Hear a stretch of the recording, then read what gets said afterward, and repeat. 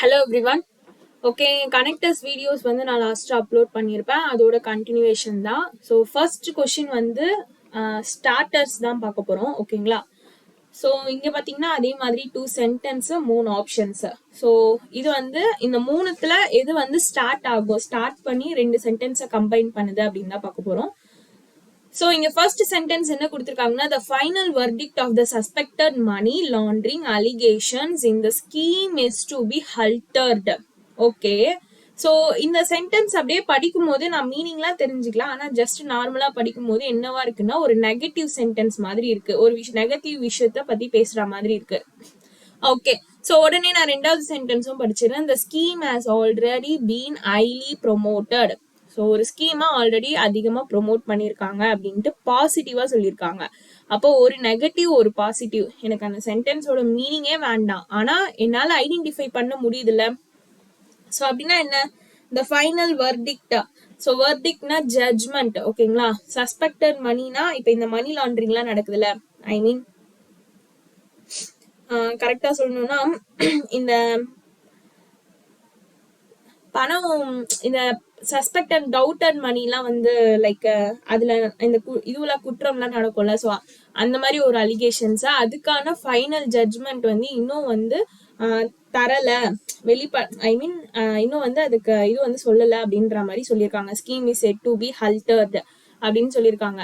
அப்போ இது நெகட்டிவா இருக்கு. So positive. ஸோ ஒரு சென்டென்ஸ் நெகட்டிவ், இன்னொரு சென்டென்ஸ் பாசிட்டிவ், அந்த மாதிரி இருந்தாலே அது என்ன டைப்னு நம்ம பார்த்தோம், first type. So contrast. So அப்படின்றப்ப நான் ஃபர்ஸ்ட் டைப்னு கண்டுபிடிச்சிட்டேன். இப்போ இந்த 3 இது வரேன். ஸோ இந்த நாட் ஒன்லி அப்படின்றது நம்ம என்னன்னு பார்த்துருப்போம், எதுல பார்த்துருப்போம், நம்ம நாட் ஒன்லி அடிஷ்னல் செகண்ட் டைப்ல பார்த்துருப்போம். கரெக்டா? ஆனா வைலும் டிஸ்பைட்டும் வந்து நம்ம எந்த டைப்ல பார்த்துருப்போம்னா டைப் 1ல பார்த்துருப்போம். ஸோ அப்போ ஆப்வியஸா இப்போ இது ரெண்டுத்தையும் நான் படிச்சு பார்க்குறேன். while the final verdict of the suspected money laundering allegation in the scheme is said to be halted, the scheme has already been highly promoted. கரெக்டா தான் இருக்கு. So despite the fact that the final verdict of the suspect, so இது ரெண்டுமே எனக்கு type 1ல வரதுனால ஆப்வியஸா எனக்கு இதுக்கு என்ன ஆன்சர் தான் வரும்னா பியும் சியும் தான் வரும். அப்போ ஏ வராது. கரெக்டா? ஸோ அந்த பிடிஎஃப் பாருங்க.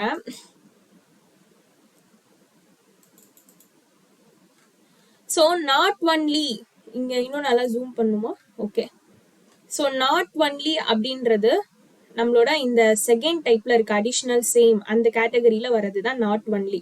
பட் ஆனா எனக்கு வைலும் டிஸ்பைட் த ஃபேக்ட் தட்டும் வந்து எனக்கு எந்த டைப்ல வரும்னா ஃபர்ஸ்ட் டைப்ல தான் வரும். ஸோ இதை வச்சு நம்ம வந்து ஃபர்ஸ்ட் கொஸ்டினுக்கு அழகா ஆன்சர் போட்டுடலாம். ஸோ இந்த பிடிஎஃப் வந்து இந்த வீடியோஸ் ஆல்ரெடி அப்லோட் பண்ணியிருப்பேன், பிடிஎஃப் டெலகிராம்லயும் ஆல்ரெடி அப்லோட் பண்ணியிருக்கேன். ஸோ யூஸ் பண்ணிக்கோங்க. ஸோ நெக்ஸ்ட் கொஸ்டின்ஸ் வந்து பாத்தீங்கன்னா கனெக்டர்ஸ். ஓகேங்களா? இப்போ இது கனெக்டர்ஸ்ல எப்படின்னா 2 சென்டென்ஸ்க்கு இந்த கொடுத்துருக்க வேர்ட்ஸ் வச்சு 2 சென்டென்ஸையும் நடுவில் கனெக்ட் பண்ணணும். ஸோ எப்பவுமே அதுக்காக தான் எக்ஸாம்ல ஹெட்டிங் படிச்சு பார்த்துட்டு தான் ஆன்சர் பண்ணணும் அப்படின்றது. இப்போ ரீசெண்டா ஐபிபிஎஸ் கிளர்க் மெயின்ஸ்லேயே நம்ம பார்த்துருப்போம். ஏன்னா அந்த ஹெட்டிங் கரெக்டாக படிச்சு ஆன்சர் பண்ற மாதிரி தான் இருந்துச்சு. ஸோ முன்னாடி ஆல்ரெடி வீடியோல ஒரு 4 கொஸ்டின் பார்த்துருப்போம், அதுவுமே ஸ்டார்டர்ஸ் வச்சு தான் பார்த்துருப்போம். ஸோ இதுல ஃபர்ஸ்ட் கொஸ்டினும் ஸ்டார்டர்ஸ். இப்போ செகண்ட் கொஸ்டின்ல இருந்து பாத்தீங்கன்னா 2 சென்டென்ஸையும் கம்பைன் பண்ணி யூஸ் பண்ணக்கூடிய கனெக்டர்ஸ் தான் பார்க்க போறோம். Simple, clear?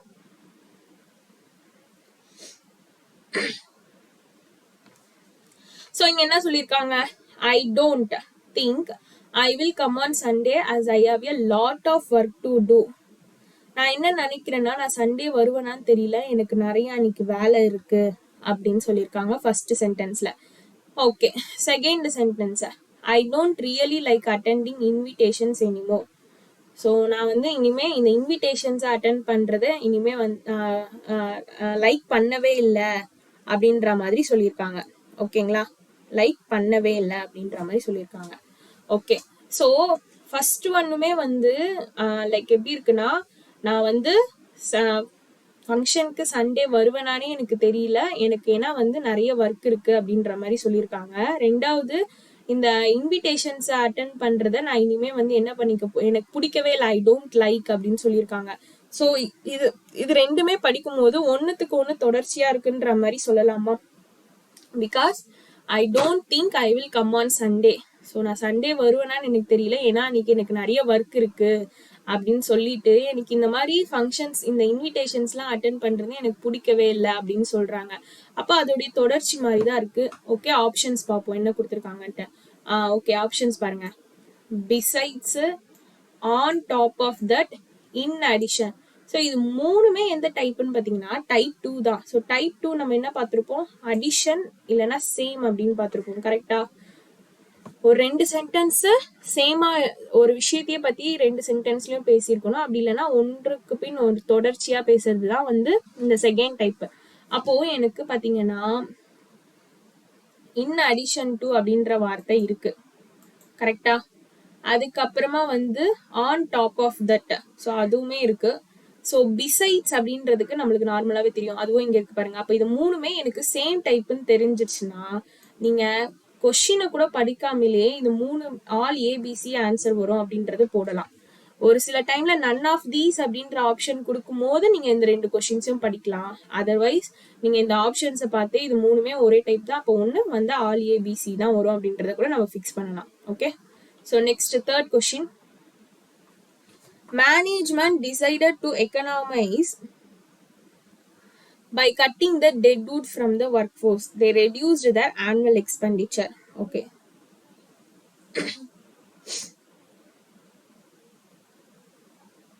Okay. இங்க என்ன கொடுத்திருக்காங்க? Management decided to economize by cutting the deadwood from the workforce. They reduced their annual expenditure. So second sentence நம்மளுக்கு பார்த்தோன்னே தெரியுது annual expenditure என்ன பண்ண போறாங்கன்னா ரெடியூஸ் பண்ணியிருக்காங்க அப்படின்ட்டு. ஓகே, ஸோ இங்க பாத்தீங்கன்னா சிமிலர்லி இருக்கு, லைக்வைஸ் இருக்கு, தஸ் இருக்கு. ஸோ இது மூணுமே பார்க்கும்போது எனக்கு ஏவும் சியும் ஒரே டைப், தஸ்ன்றது வேற டைப். கரெக்டா? அப்போ ஒன்னு வந்தா ஏ அண்ட் சி வரும், இல்லைன்னா பி மட்டும் ஆன்சரா வரும், இல்லைன்னா நன் ஆஃப் திஸ். இதுதான். கரெக்டா? ஸோ இப்போ இதுக்கு அப்போ நம்மளுக்கு இந்த மாதிரி ஒரு சுச்சுவேஷன் வரும்போது நம்ம ஃபுல்லா மீனிங் தெரிஞ்சுக்கணும். ஆனா இது வந்து கான்ட்ராஸ்டா இல்ல ஆப்ஷன்ஸ், ஸோ அப்போ கான்ட்ராஸ்டா இருக்காது. சிமிலர்லியும் லைக்வைஸும் நம்மளுக்கு வந்து இந்த டைப் 2ல வர்றது. கரெக்டா? ஸோ அப்படின்னா அதோட தொடர்ச்சி அது மாதிரியே சேமா இருக்குது அப்படின்னு சொல்லலாமா? ஓகே, ஒரே நிமிஷம் ரெக்கார்ட் ஆகுது.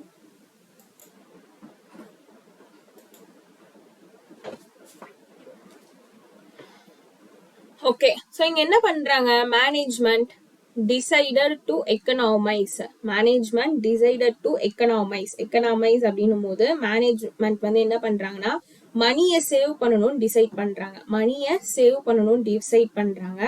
பை எப்படின்னு பாத்தீங்கன்னா by cutting the deadwood from the workforce. அப்படின்னா டெட்ஹுட் அப்படின்றது இங்க யாரை ரெஃபர் பண்ணுது அப்படின்னு பாத்தீங்கன்னா லைக் இதுக்கு வந்து யூஸ் ஆகாத ஒரு விஷயத்தை தான் நம்ம வந்து டெட்ஹுட் அப்படின்னு சொல்லுவோம். ஓகேங்களா? ஸோ ஒரு விஷயம் வந்து நம்மளுக்கு யூஸ் ஆகாது அந்த இடத்துல அப்படின்றத நம்ம அதை வந்து டெட்ஹுட் அப்படின்னு சொல்லலாம். அப்போ ஒர்க் ஃபோர்ஸ்ல நம்ம யாரை வந்து கட் பண்ணா நம்ம மணியை சேவ் பண்ண முடியும் அப்படின்னு பாத்தீங்கன்னா எம்ப்ளாயர்ஸ் தான். கரெக்டா?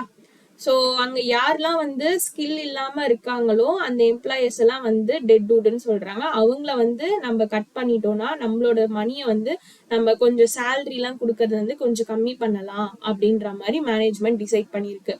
அதுக்கப்புறமா தே ரெடியூஸ் அவங்களோட ஆனுவல் எக்ஸ்பெண்டிச்சரையும் அவங்க ரெடியூஸ் பண்ணியிருக்காங்க. அப்போ ஒரே விஷயத்த பத்தி தான் 2 இதுலயும் பேசுறாங்க, ஒன்னுக்கு இன்னொன்னு தொடர்ச்சியா இருக்கு அப்படின்னு சொல்லலாமா? அப்படின்றப்போ எனக்கு ஏவும் சியும் தான் ஆன்சர். ஏன்னா ஏவும் சியும் நம்ம சிமிலர்லி லைக்வைஸ் வந்து எதுல யூஸ் பண்றோம்னா செகண்ட் டைப். கரெக்டா? இந்த அடிஷனல் சேம் செகண்ட் டைப்ல யூஸ் பண்ணக்கூடியது. தஸ் அப்படின்றது பாத்தீங்கன்னா ரிசல்ட் ஃபோர்த் டைப்ல யூஸ் பண்ணக்கூடியது. ஓகே, ஸோ இப்போ நான் நல்லா படிச்சதுனால நான் இன்னைக்கு பாஸ் பண்ணி வேலைக்கு போயிட்டேன் அப்படின்னா அப்போ வந்து தஸ் அது ரிசல்ட்டா வருது பாத்தீங்களா? அப்போலாம் வந்து நம்ம இந்த தஸ் தர்ஃபோர் இதெல்லாம் நம்ம யூஸ் பண்ணலாம். அப்போ இதுக்கான answer A and C. Okay, so next I gave back the dress I bought untouched as I did not like its color and overall design. Okay. The shop gave me a refund without a problem. Okay. So அங்க first sentence என்ன சொல்றாங்க? First சென்டென்ஸ்ல பேசுற ஒரு விஷயத்தை தான் second சென்டென்ஸ்லயும் பேசியிருக்காங்க. கரெக்டா? கரெக்டா? ஏன்னா அதுக்கு ரிலேட்டடா தானே இருக்கு, ஒன்னோட ஒன்னு ரிலேட் ஆயிருக்கு. ஒன்று அப்போ அது வந்து ரிசல்ட்டாக இருக்கா, இல்லைன்னா வந்து செகண்ட் டைப்பாக இருக்கா, இல்லைன்னா இஃப் கண்டிஷனில் பேசியிருக்காங்களான்னு பார்க்கணும். பிகாஸ் கான்ட்ராஸ்ட் வராது, ஏன்னா ரெண்டுமே சேம் ரிலேட்டடான விஷயத்த பற்றி பேசியிருக்காங்க. அப்படின்றப்போ இது வந்து ஃபர்ஸ்ட் டைப்பாக வராது, பேலன்ஸ் இருக்க டைப்பில் எதுனா ஒன்றா இருக்கிறதுக்கு சான்சஸ் இருக்கு. அப்போ நம்ம இதுக்கு மீனிங் பார்க்கணும், ப்ளஸ் ஆப்ஷன்ஸும் பார்க்கணும். ஸோ இப்போ ஆப்ஷன்ஸ் பார்த்தீங்கன்னா ஆல்தோ. ஸோ நான் வந்து இங்கே என்ன சொல்லிட்டேன்னா எனக்கு ரெண்டுமே வந்து ஃபர்ஸ்ட் டைப் வராதுன்னு சொல்லிட்டேன், ஏன்னா எனக்கு ரெண்டுமே ரிலேட் ஆகி இருக்கு ரெண்டு சென்டென்ஸ். அப்போ ஃபர்ஸ்ட் டைப் வராதுன்றதுனால இங்க பி பாருங்க, ஆல்தோன்னு இருக்கு. ஆல்தோ அப்படின்றது டைப் 1ல நம்ம யூஸ் பண்ணக்கூடிய வார்த்தைங்க கான்ட்ராஸ்ட் சென்டென்ஸ்க்காக. ஸோ அப்போ எனக்கு பி கன்ஃபார்ம் வராது.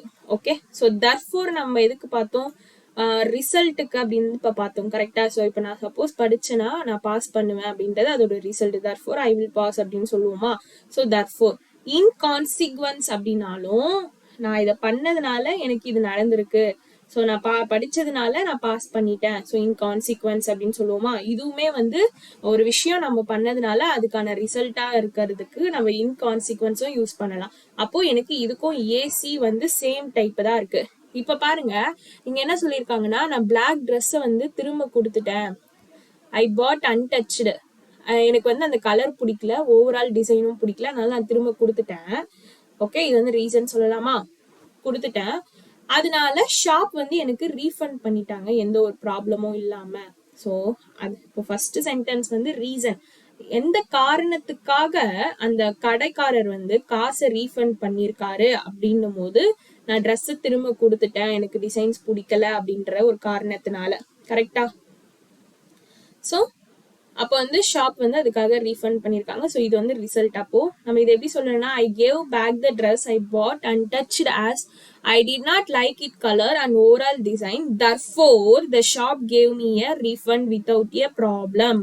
இன் consequence the shop gave me a refund without a problem. So எனக்கு ஏசி ஒரே டைப், பி வராதுன்னு நான் ஈஸியாக எலிமினேட் பண்ணிட்டேன். ஸோ இதை வச்சு நான் ஈஸியாக 4th ஏஓசி வந்து ஆன்சர் அப்படின்ட்டு மார்க் பண்ணிட்டேன். ஓகேங்களா. மேக்ஸிமம் சொன்ன மாதிரி எப்பவுமே எலிமினேட் பண்ண கற்றுக்கோங்க. அதே மாதிரி ஃபிங்கர் டிப்ஸில் வச்சுக்கோங்க கனெக்டர் வேர்ட்ஸ் இந்தந்த டைப்க்கு இது யூஸ் பண்ணணும் அப்படின்ட்டு. Okay, thank you.